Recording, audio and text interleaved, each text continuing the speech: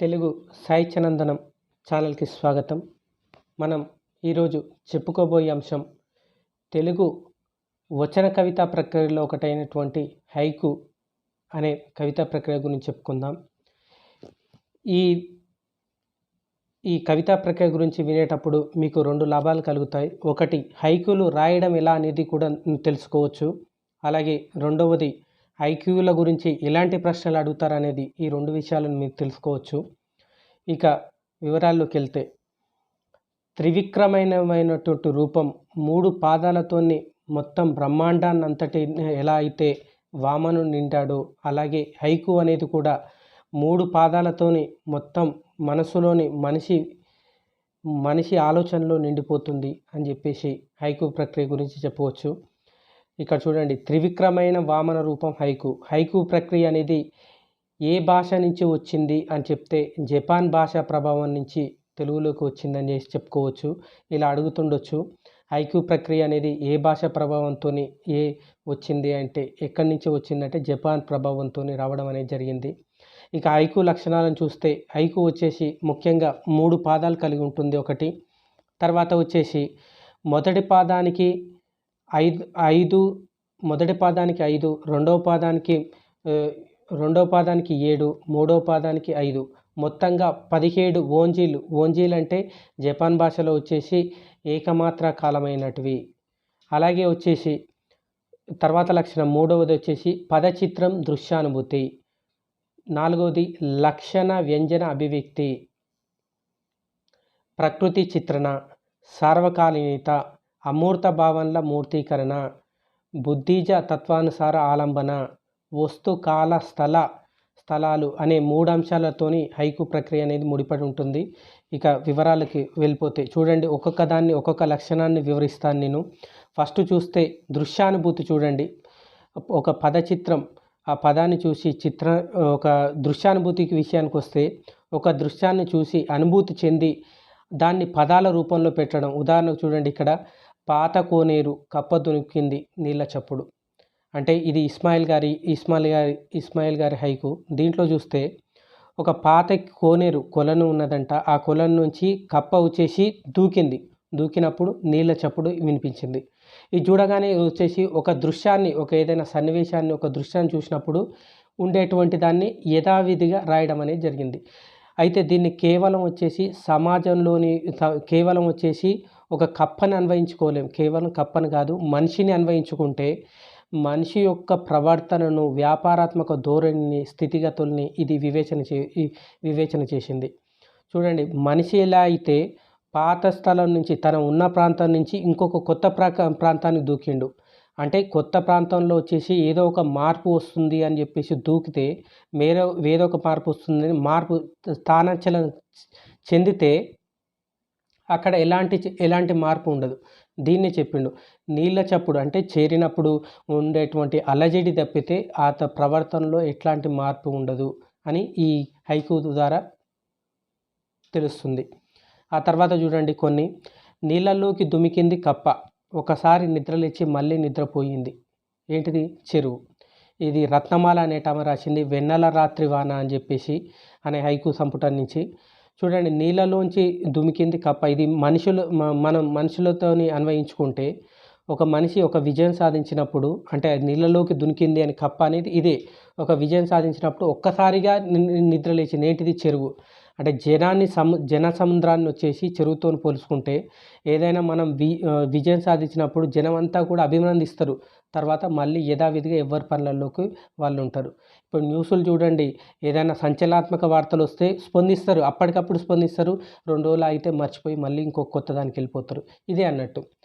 తర్వాత హైకు చూడండి, కట్టి క్షణమైనా కాలేదు, ఇసుక గూడికి అల వచ్చి దేవుడి పాదాలు కడిగేసింది. ఇక్కడ చిన్నపిల్లలు ఆడుకునే ఉంటుందిగా ఇసుక గూడు, దాన్ని చూసుకుంటా సముద్రం పక్కన ఉండేటువంటిది చూస్తే, కట్టి క్షణకాలమైనా కాలేదు, ఇసుక గూడి అల వచ్చి దేవుడి పాదాలు కడిగేసింది. ఇది జి రంగబాబు రాశారు.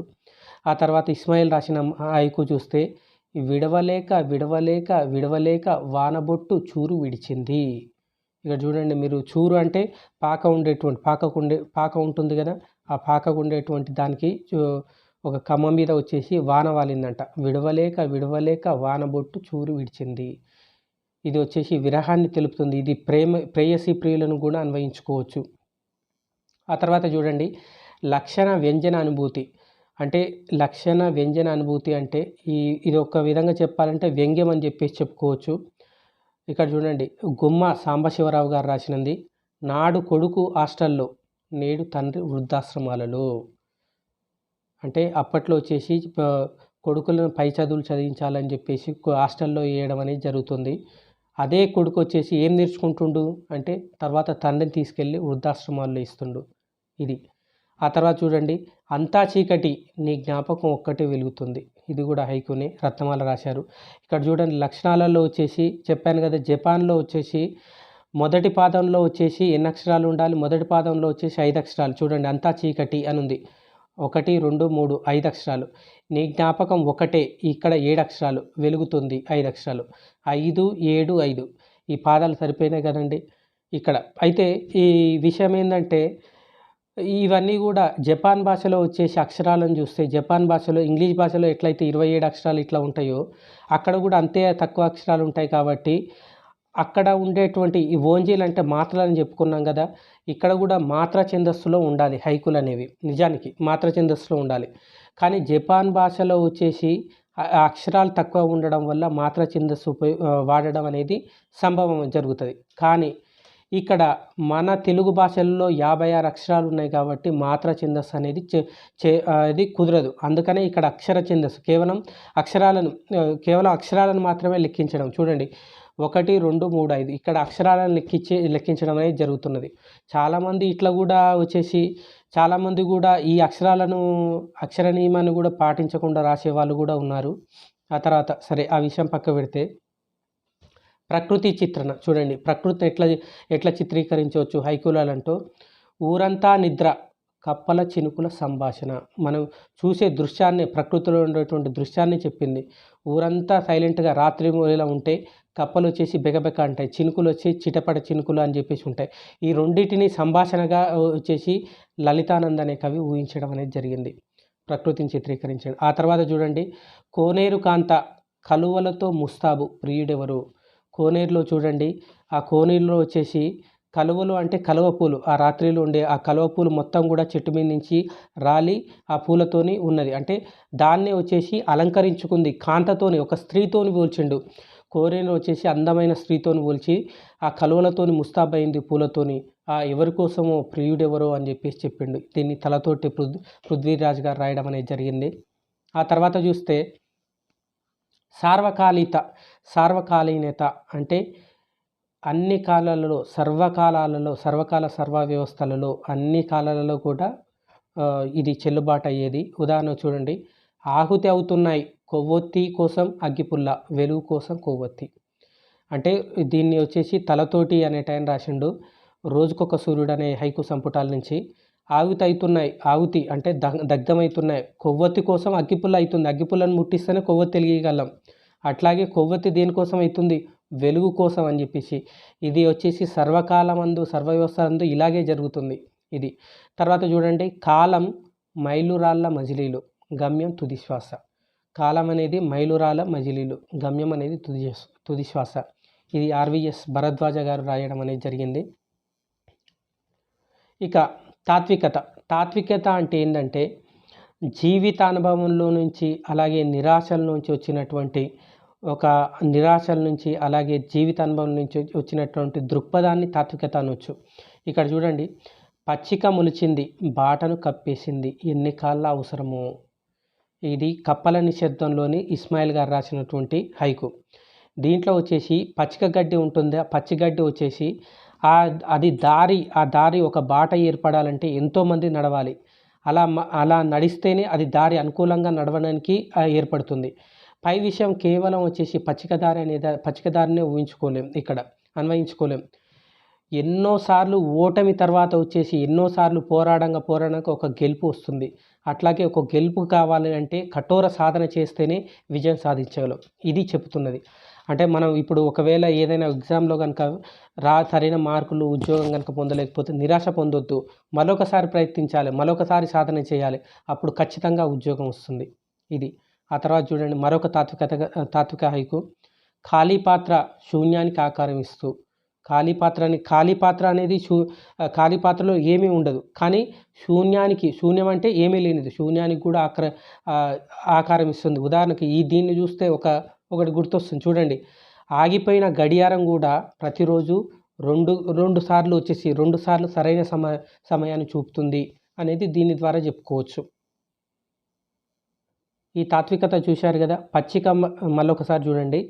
పచ్చిక మొలిచింది, బాటను కప్పేసింది, ఎన్ని వందల కార్లు అవసరమో. అంటే కేవలం మనం నిరాశ చెందకుండా ఎన్నోసార్లు ఓటమి తర్వాత గెలుపు వస్తుంది, కఠోర సాధన చేస్తే గెలుపు వస్తుంది అనేది ఇలా చెప్పుకోవచ్చు. ఆ తర్వాత చూడండి ఖాళీ పాత్ర శూన్యానికి ఆకారం ఇస్తూ అని చెప్పేసి, ఇది ఆకాశ దీపాలలో లలితానంద్ గారు రాసింది. అంటే ప్రతిదీ కూడా ఏది కూడా శూన్యంగా ఉండదు, ఏదో ఒకటి రూపాన్ని కలిగి ఉంటుంది అని చెప్పేసి చెప్పడం దీని యొక్క హైకు యొక్క భావన. అంటే ఖాళీ పాత్రలో పాత్ర ఏ రూపం కలిగి ఉంటుందో ఆ పాత్రలోకి శూన్యం చేరిపోతుంది అని చెప్పేసి. అంటే మనిషి ఏ వ్యాపకం ఎంచుకుంటే ఆ వ్యాపకంలోకి ఒదిగిపోతాడు అనేది మరొక భావంగా చెప్పవచ్చు. ఇక ముఖ్యంగా హైకులు రాసే వాళ్ళకు వచ్చేసి ఈ 3 విషయాలు గుర్తుపెట్టుకోండి. స్థల, వస్తు, కాలాదులు అని చెప్పేసి. అంటే ప్రతి హైకులో స్థలము అనేది ఉంటుంది, వస్తువు అనేది ఉంటుంది, ఏ కాలము అనేది ఉంటుంది. ఇక్కడ చూడండి, నదిలో ఈత, చంద్రునిలో శకలాలు గుచ్చుకుంటున్నాయి. నదిలో ఈత, చంద్రునిలో శకలాలు గుచ్చుకుంటున్నాయి. ఇక్కడ నదిలో వచ్చేసి చంద్రుడు ఈత కొడుతున్నాడు, మనిషి ఈత కొడుతుంటే చంద్రుడి ఆకారం అంటే ప్రతిబింబం వచ్చేసి పడుతుంది. ఆ ప్రతిబింబం అనేది కదలడం అనేది జరుగుతుంది. నదిలో ఈత కొట్టినప్పుడు ఆ జలానికి చలించి కదలడం అనేది జరుగుతుంది. అంటే చంద్రుడు వచ్చేసి కదిలి శకలాలుగా మారిపోవడం, ముక్కలుగా అయినట్టు కనిపిస్తుంది. అదే చెప్పడం అనేది జరిగింది. ఇక్కడ గాలి నాసర్ రెడ్డి గారు రాసిన ఈ ఐకాన్ చూస్తే ఇక్కడ స్థలం, వస్తు, కాలాదులను పరిశీలిస్తే స్థలం ఏంటిది? కొలను, నది. కాలం ఏంటిది? ఇక్కడ చంద్రుడు అని చెప్పినాం కాబట్టి అర్ధరాత్రి రాత్రి టైంలో చంద్రుడు ఉంటాడు కాబట్టి కాలం రాత్రి. వస్తువు ఏంటిది? చంద్రబింబాన్ని చెప్తున్నాం కదా, చంద్రుడి ప్రతిరూపాన్ని చెప్తున్నాం, చంద్రబింబం. ఇక్కడ చంద్రుడి ప్రతిబింబం కదులుతుంది, నదిలో శకలాలుగా మారాయి అని చెప్పేసి కవి భావన. ఆ తర్వాత చూడండి, వస్తువు ఏదైనా సరే కాలం మాత్రం మారవచ్చు, కానీ కాలం అంటే ఋతువులు అనవచ్చు, రాత్రి పగలు కావచ్చు. ఇలాంటి అంశాలతో పెన్నా శివరామకృష్ణ రాసిన ఐకులను పరిశీలిస్తే ప్రతిసారి తన నీడపైనే వాలుతుంది విశ్రాంతి కోసం ఎండుటాకును పరిశీలించండి. ఎండుటాకు మీద చూస్తే ఎండుటాకు కింద నల్లగా ఉంటుంది, అంటే నీడ పడుతుంది. ఇది హైకులలో కాలం కానీ పరిస్థితులు కానీ విడిగా చెప్పకుండా ఉంటాయి. అంటే ఏ హైకులైనా సరే కాలం, వస్తువు ఈ విడివిడిగా చెప్పరు. ఇక్కడ చూడండి, ఎండుటాకు పడుతుంది అంటే ఎప్పుడు ఎండ పడుతుంది, నీడ ఎప్పుడు పడుతుంది? ఎండ ఉన్నప్పుడే పడుతుంది. అంటే ఏంటిది? పగల, రాత్రి అంటే పగలు అని చెప్పేసి చెప్పుకోవచ్చు. స్థల కాలాలు అని ఉంటే ఎండుటాకు అని చెప్పినామంటే ఇక్కడ ఎండుటాకులు ఎప్పుడు ఉంటాయి? ఎక్కువ శాతం శిశిర కాలంలో ఉంటుంది, అంటే శిశిర ఋతువు ఉన్నప్పుడు అని చెప్పేసి. ఎండుటాకు నీడ తన మీద తానే వాలుతుంది అని చెప్పబడింది కాబట్టి కాలం పగలు అని చెప్పొచ్చు. ఇక వస్తువు ఎండుటాకు అని చెప్పేసి మనకు అర్థమవుతుంది. దీన్ని వచ్చేసి ఉత్ప్రేక్ష అలంకారంగా చెప్పవచ్చు, అంటే ఊహిస్తున్నాం కాబట్టి. ఆ తర్వాత చూడండి కొన్ని. వెన్నెలవేళ రాలే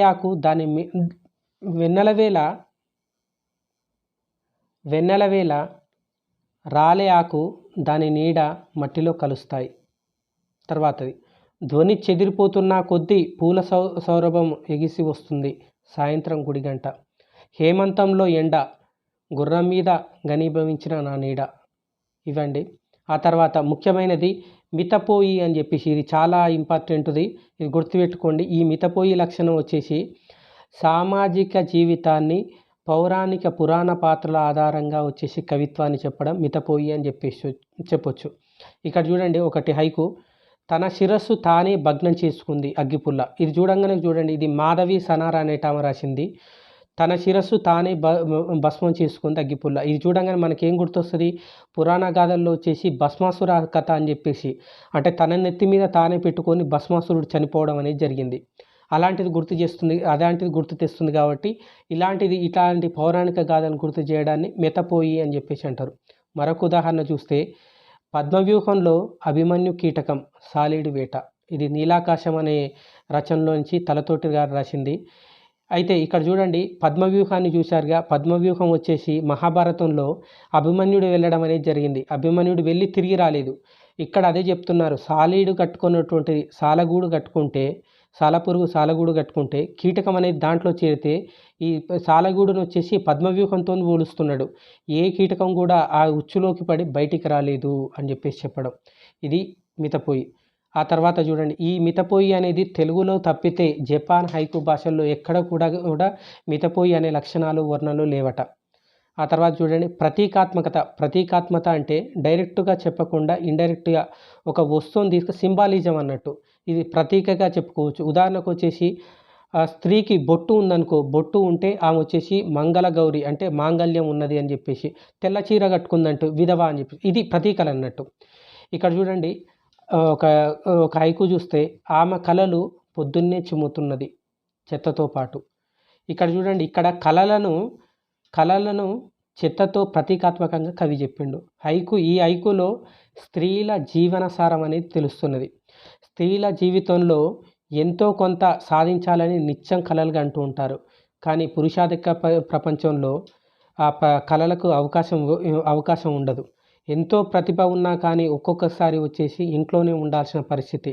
దానినే ద్వంద్వార్థంగా వచ్చేసి కవి ఏమన్నా చెప్పాడంటే, ఇది పెన్నా శివరామకృష్ణ గారు రాసింది. ఆ కవి ఏమన్నాడు, కళలను చెత్తతో పాటు ఊడుస్తుంది అని చెప్పేసి, చెత్త అనే ఉపమానం వాడడం అనేది జరిగింది. ఇది ప్రతీకాత్మకత.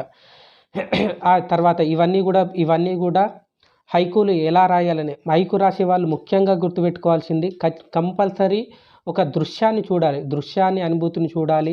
రెండోది వచ్చేసి ఒక 3 పాదాలు ఉన్నంత మాత్రం అది హైకు అనిపించుకోదండి. 3 పాదాలు ఉంటే అది త్రిపద తప్పితే హైకు కాదు. అందుకని ఉదాహరణకు వచ్చేసి ఈ ముందు చెప్తాను హైకు ఎందుకు కాదనేది అది చెప్తాను. సరే, పరిమితుల గురించి చూసుకుంటే ఇది పెన్నా శివరామకృష్ణ గారు చెప్పినటువంటి పరిమితులు. హైకులలో వచ్చేసి ఈ పెన్నా శివరామకృష్ణ ఎవరు అంటే, హైకులలో తొలి కవితా సంపుటి రచించింది రహస్యద్వారం అని రాశారు. ఆ కవి ఆయన హైకుల మీద వ్యాసాలు రాయడం అనేది జరిగింది. ఆ వ్యాసాలలో పరిమితులు చెప్పారు. వాటిని చూస్తే హైకులలో సానుభూతికి తప్ప సహానుభూతికి అవకాశం లేదు. అంటే ఇతరుల మీద సానుభూతి చెందాలే కానీ తను ఇతరులతో పాటు అనుభూతి చెందకూడదు. తర్వాత చెందే అవకాశం లేదు. తర్వాత వచ్చేసి ముందుగా కవితా వస్తువును నిర్దేశించుకునే అవకాశం లేదు. అంటే ఈ కవిత మీద రాస్తాను అనేసి చెప్పడానికి లేదు. ఎందుకంటే మైండ్లో ఏదైతే ఉంటుందో, ఎప్పుడైతే దృశ్యాన్ని చూస్తామో అదే రాయాలి. తర్వాత ఒక దృశ్యం ద్వారా పొందిన అనుభూతిని, ఉద్వేగాన్ని, జ్ఞానాన్ని సందేశం ఇవ్వడానికి ప్రయత్నించకూడదు. తర్వాత హైకు అర్థం చేసుకోవాలంటే పాఠకుడు కూడా సమానమైన కవిత్వం రాసేటువంటి కవికి సమానమైనటువంటి ఊహాశీలి అయి ఉండాలి. చూడండి, ఇంతకుముందు చెప్పినవన్నీ కూడా మనం ఎక్స్ప్లెయిన్ చేస్తేనే కానీ అర్థమైనా కానీ, లేకపోతే అర్థం కాకపోతుండే. తర్వాత వ్యక్తీకరణలో భావపరంగా, భాషపరంగా కూడా సచేతనంగా ఎలాంటి అలంకరణైనా అనుభవంకు అంతరాయమే కానీ భాషా పాండిత్య ప్రదర్శనకు, శబ్దాలంకారాలకు అవకాశం లేదు. అంటే స్థూలంగా చెప్పాలంటే అర్ధాలంకారాలు, ఈ అలంకారాలకు అవకాశం తక్కువ అని చెప్పేసి చెప్తున్నాడు. అట్లాగే శీర్షిక అనేది ఉండకూడదు. ఇంకా వచ్చేసి తక్షణ వర్తమాన ఇప్పటికిప్పుడు ఉండేటువంటిది, కళ్ళ ముందు ఉండేటువంటిది చేయాలే తప్ప గత స్మృతులను, ఎక్కడనో పాత స్మృతుల్ని, లేకపోతే భవిష్యత్తుకు ఊహించో కళలను కానీ ఇట్లాంటి వాటిని వర్ణించకూడదు. తర్వాత వచ్చేసి హైకులో తక్కువ పదాలు ఉండడం వల్ల వ్యర్థ పదాలు అనేవి ఉండకూడదు. హైకులో వచ్చేసి చెప్పినాం కదా, 5, 7, 5 ఉండాలి కాబట్టి, ఈ పదాలలో ఉండాలి కాబట్టి తక్కువ ఎట్లాంటి వ్యర్థ పదాలు ఉండకూడదు. నిజానికి హైకులలో కవి చాలా విషయాలనే చెప్తాడు కానీ పాఠకుడు ఊహను బట్టి అది మారుతుంది. హైకులలో పొడి మాటలే ఉంటాయి కానీ అది అర్థం మాత్రం దీర్ఘం అని చెప్పేసి చెప్పవచ్చు. ఆ తర్వాత వచ్చేసి ఇక హైకులలో చూడండి, కొన్ని లక్షణాలను ఎందుకు పాటించట్లేదు తెలుగులో అంటే, హైకులలో లక్షణాలు పాటించడానికి తెలుగులో వీలు పడదు. ఎందుకంటే జపాన్లో లాగా మనకు అక్షరాల సంఖ్య పరిమితి కాదు. అట్లాగే జపాన్లో సర్వనామాలు ఉండవట. సర్వనామాలు ప్రత్యేకంగా ఉండవు. అట్లాగే ఏకవచనం బహువచనానికి పెద్దగా తేడా ఉండదు. అయితే ఉన్నంత పరిధిలో 5, 7, 5 అక్షరాలతో మాత్రం మనం ఉన్నంత పరిధిలో ప్రాసలతో అందంగా మలచవచ్చు హైకులను. ఇక హైకులను వచ్చేసి హైకులు ఎక్కడి నుంచి స్టార్ట్ అయినాయి అని చెప్పుకుంటే జపాన్ నుంచి అనువదించబడ్డాయి అని చెప్పినాం కదా. ఇక్కడ తెలుగులో మొట్టమొదటి హైకు సంపుటి ఎవరిది వచ్చిందంటే 1991లో పెన్నా శివరామకృష్ణ గారి రచన అనేది ఆ రహస్య ద్వారం అని చెప్పేసి వచ్చింది. ఇది మొట్టమొదటి హైకు. ఆ తర్వాత వచ్చేసి పెన్నా తర్వాత వచ్చేసి దృశ్యాదృశ్యం అని 1995లో 4 సంవత్సరాల తర్వాత బివివి ప్రసాద్ గారు రాశారు. ఇంకా కప్పల నిశ్శబ్దం అని 1997లో ఇస్మాయిల్ గారు. ఇట్లా వరుసగా వచ్చాయి. అయితే ఇంతకుముందుకి ఇస్మాయిల్ గారు అనువాద కవితలు రాశారు. కంజిరా అనే సంపుటిలో కొన్ని హైకులను రాయడం అనేది జరిగింది 94లో. ఆ తర్వాత చూడండి, అనువాద రచనలు కాకుండా హైకులను తొలిసారిగా రాసినటువంటి వ్యక్తి వచ్చేసి గాలి నాసర్ రెడ్డి. అయితే సంపుటిగా వెలువచ్చలేదు కానీ అనువాద హైకులు రాయడం అనేది జరిగింది.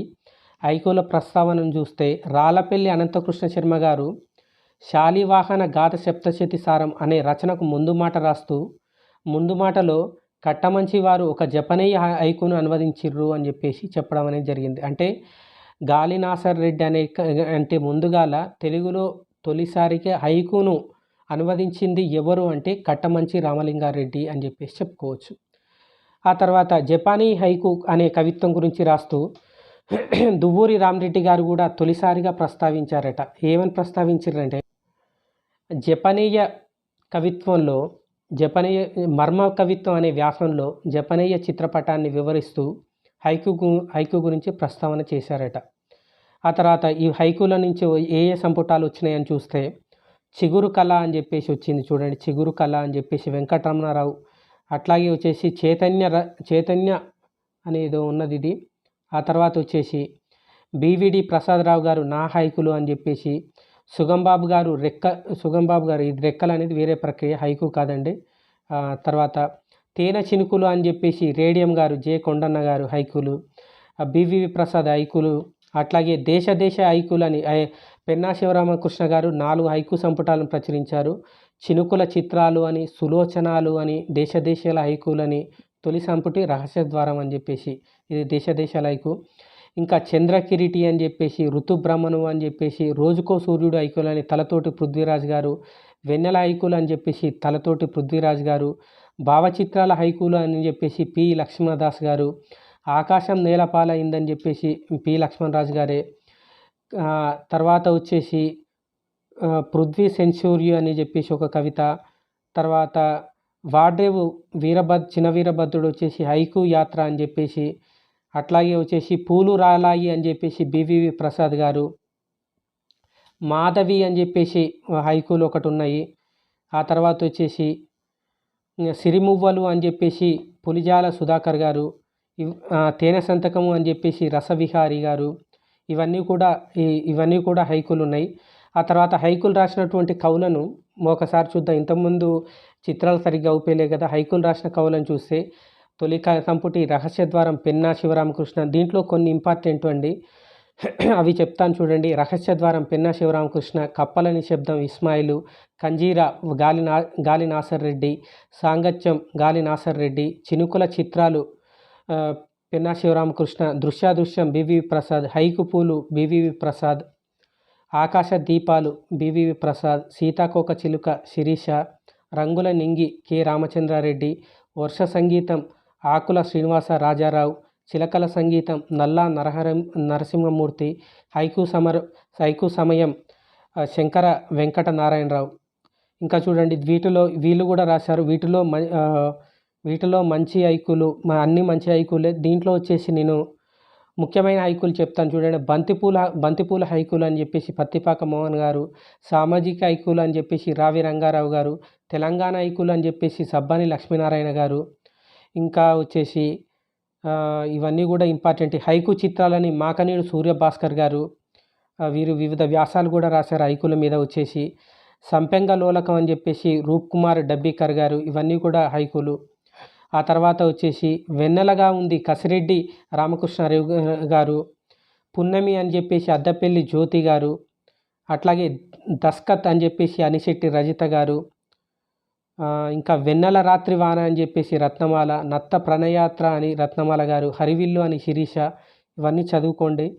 ఆ తర్వాత వచ్చేసి దిగులు వర్ణాలని శ్రీనివాస్ గౌడ్ గారు, రంగుల విల్లు అని బూర్ల వెంకటేశ్వర్ గారు, సులోచనాలు అని చెప్పేసి పెన్నా శివరామకృష్ణ, పూలు రాలాయి అని బీవీవి ప్రసాద్ గారు, ఇంకా తలతోటి పృథ్వీరాజ్ గారు వెన్నెల, చినుకులు, వసంతం, నీలాకాశం అని చెప్పేసి హైకులు ఇవన్నీ రాయడం అనేది జరిగింది. ఇంకా తలతోటి పృథ్వీరాజ్ గారే చాలా హైకులు రాశారు. సాహితీ హైకులు అని చెప్పేసి, ఫోటో హైకులని, రోజుకో సూర్యుడు అని, కలువలు అని, ఋతుబ్రహ్మణము అని, చంద్రకిరీటి అని, ఇవన్నీ హైకులు రాయడం అనేది జరిగింది. ఆ తర్వాత కొన్ని హైకులు చూడండి. కోనేటిలో తన అందం చూసుకొని మురిసిపోతుంది మేఘం, ఇది హైకు. ఇది ఎస్ఆర్ బల్లం గారు రాసింది. ఆ తర్వాత వచ్చేసి ఈ హైకులు చూడండి, బీవీవి ప్రసాద్ గారి శీతాకాలపు దిగులు నా కోసమైనా ఒక హైకును కలగనాలి. ఇక్కడ చిత్రాన్ని చూసుకుంటూ హైకులు రాయడం అనేది ఒక ప్రక్రియగా కొనసాగుతుంది. దేవతలు ఉంటారు ఈ పొగమంచులో దాగిన ఆకాశంలో అని చెప్పేసి మీరు కూడా ప్రయత్నించండి. హైకులను 3 పాదాలు ఉండాలి, దృశ్యానుభూతి ఉండాలి, దృశ్యాన్నే ఉండాలి. ఎక్కడ గత స్మృతులు కానీ ఇట్లా ఉపమాల అలంకారాలు ఉపయోగించకూడదు. ఇవన్నీ ఉంటాయండి. హైకుల గురించి కొందరు మాటలు చూస్తే, జపాన్లోని అనేక కళలలో, అనేక కళారూపాలలో అత్యంత గౌరవం తెచ్చే వాటిలో మొదటిది హైకుది, చివరిది కూడా హైకునే అని చెప్పేసి మసావో కుయో అనే కవి అనడం జరిగింది. ఇంకొక హైకులో వచ్చేసి ఇవి పరిమితులుగా కూడా చెప్పుకోవచ్చు. విషాదంలో మునిగినప్పుడు ఆ విషాదం హైకును సృష్టించలేదు. అలాగే ఆనందంలో మునిగినప్పుడు, ఆనంద సమయంలో తేలేటప్పుడు ఆ ఆనందం హైకును ఆనందంలో కూడా హైకును రచించలేము అని ఒటాసాజీ అని చెప్పేసి చెప్పిండు. ఇక్కడ చూడండి, ఎక్కడ సంతోషంలో ఉన్నప్పుడు రాయలేం, విషాదంలో ఉన్నప్పుడు రాయలేం. మనసు వచ్చేసి ఎక్కడ చంచలంగా ఉండకూడదండి. తటస్థంగా అంటే కల్పించుకొని రాయలేం, హఠాత్తుగా ఊడిపడాలి హైకు అనేది చెప్తున్నారు. ఇంకా చూడండి, ఇస్మాయిల్ అన్నది హైకు రాయడం అంటే పరిసరాలతో సామరస్యంగా జీవించడం నేర్చుకోవడమే. అంటే చాలా హైకులు కూడా వచ్చేసి ప్రకృతికి సంబంధించినటువంటి హైకులే కాబట్టి ఆ ప్రకృతిని పరిశీలించాలి అని చెప్తున్నారు.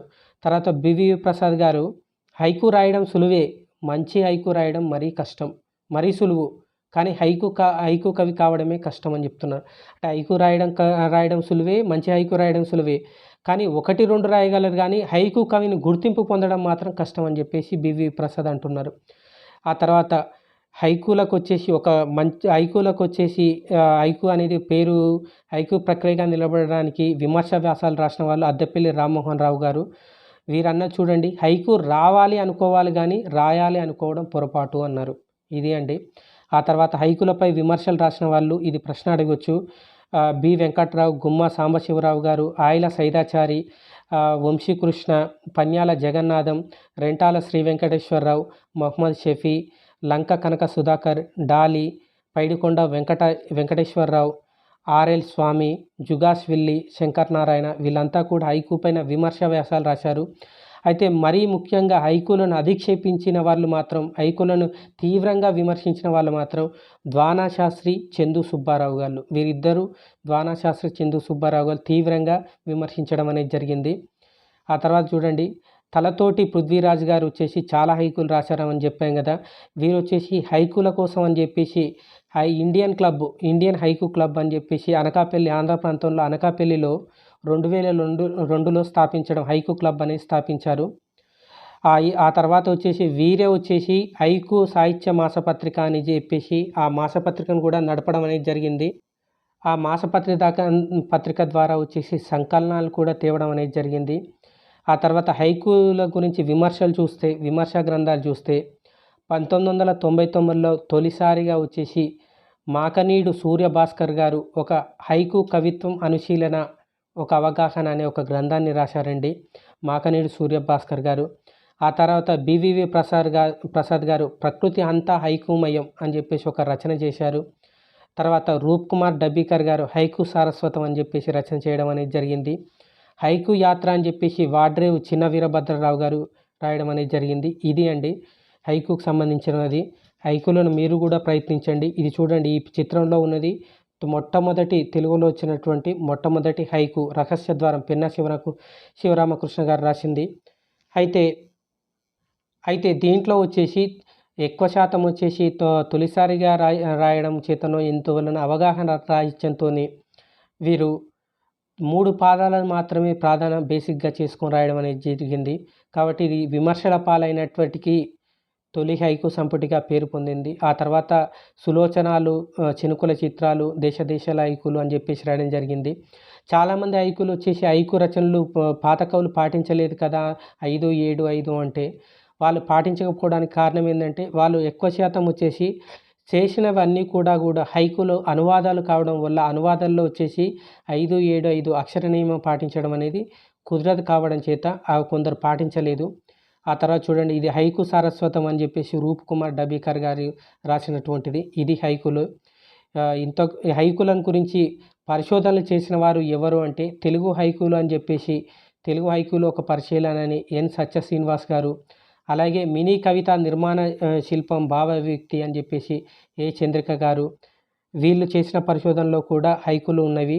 ముఖ్యంగా చెప్పుకోవాలంటే తెలుగు హైకు ఒక పరిశీలన అని తెలుగు యూనివర్సిటీలో వచ్చేసి 2007లో ఎన్ సత్య శ్రీనివాస్ గారు పరిశోధన చేయడం జరిగింది. ఇది హైకు సంబంధించింది. మీరు కూడా హైకులను ప్రయత్నించండి. మంచి హైకులు రాయడానికి హైకు కవిగా గుర్తింపు పొందండి. నా వీడియో నచ్చింది అనుకుంటున్నాను. దయచేసి లైక్ అండ్ షేర్ చేయండి. అలాగే సబ్స్క్రైబ్ చేయవలసిందిగా కోరుతున్నాను. ధన్యవాదాలు.